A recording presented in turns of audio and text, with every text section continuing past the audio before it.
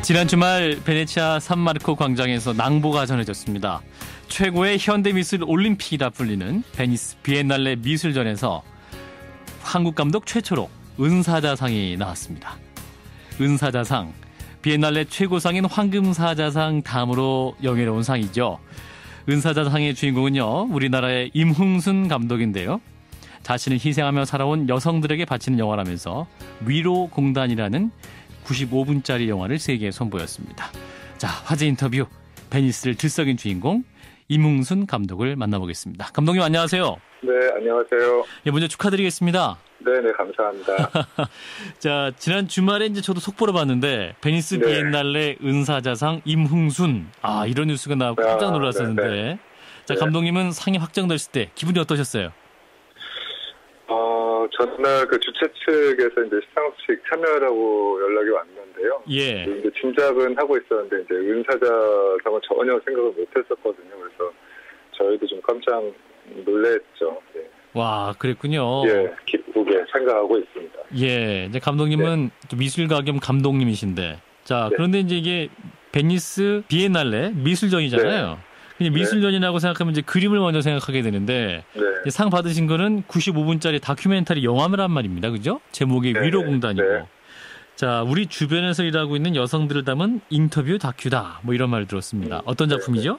한국의 어떤 과거, 현재, 그다음에 이제 아시아에서 일하시는 어떤 여성들의 삶과 노동을 좀 다뤘는데요. 이제 보이지 않는 곳에서 열심히 살아오신 그 어머니 세대, 노인의 세대에 대해서 좀 감사와 헌사의 영화로 좀 기획되었습니다. 어머니 세대, 오누이 세대들의 이야기를 담으셨다.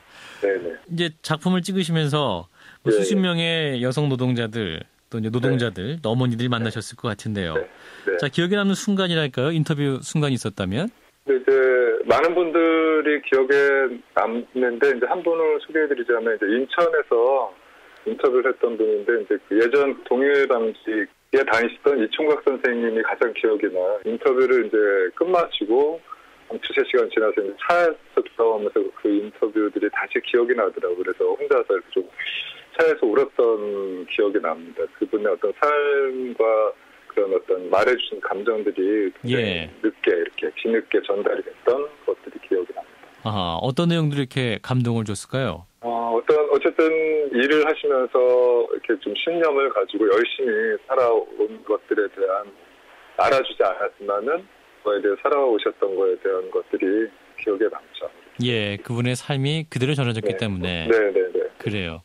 1970년대부터 현재까지 일하는 여성들의 이야기다. 이렇게 기억하면 될 것 같은데. 근데 이제 이 영화 기획은 어떻게 하게 되신 건가요?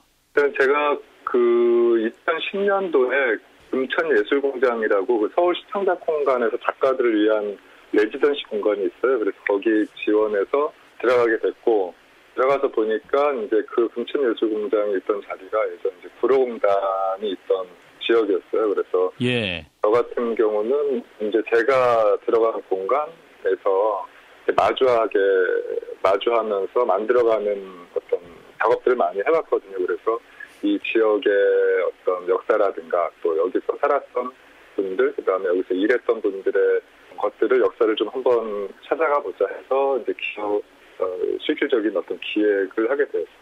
예, 그렇군요.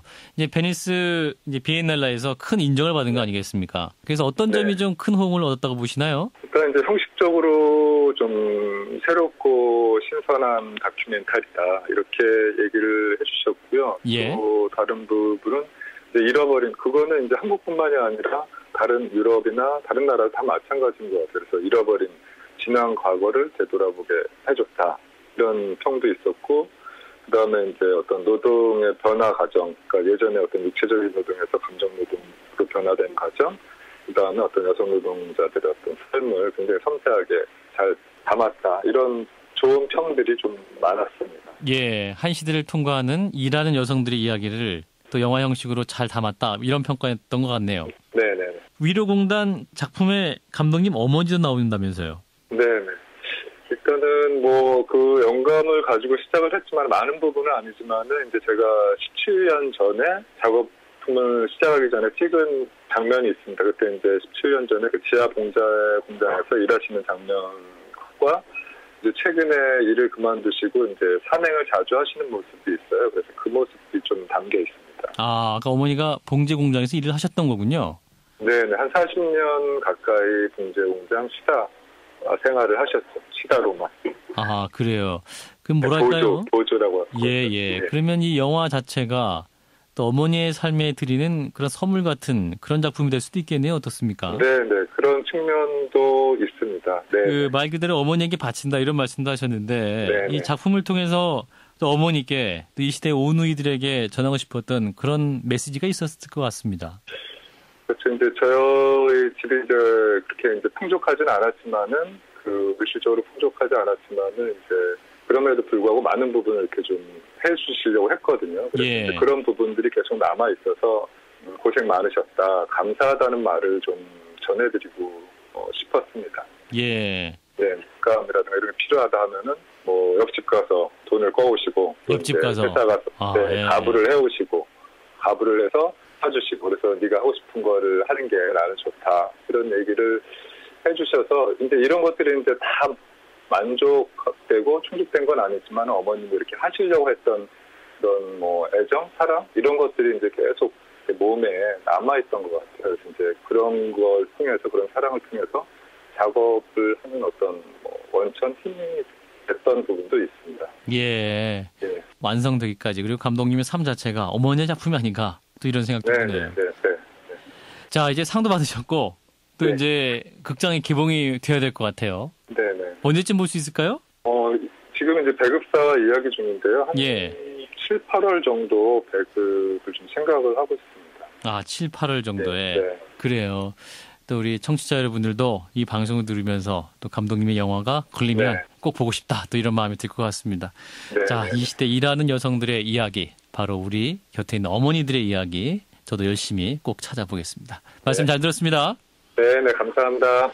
화제 인터뷰 베니스 비엔날레 은사자상을 수상한 임흥순 감독을 만나봤습니다.